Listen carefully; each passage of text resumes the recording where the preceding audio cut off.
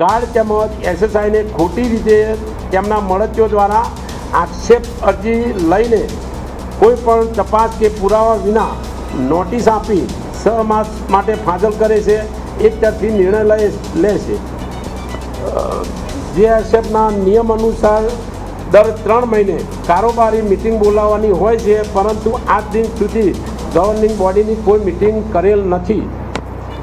ભરતીના નિયમ મુજબ પ્રમોશન આપવાના હોય છે, પરંતુ પોતાની મનમાની કરીને સિનિયર ગાર્ડ બનાવી દીધેલ છે, જે ભ્રષ્ટાચાર સંસ્થામાં વધારેલ છે। તેમના મળતીઓ દ્વારા એસએસઆઈ એસઓનું પ્રમોશન આપવા માટે પ્રતિનિધિઓને અનુસાર ફાઇનલ છે, છતાં આજ દિન સુધી કોઈ પ્રમોશન આપતા નથી। પરાકાષ્ઠા આવી ગઈ છે। 1 વર્ષથી નાયબ મુખ્યમંત્રીશ્રીને રજૂઆતો કરીને થાક્યા છે।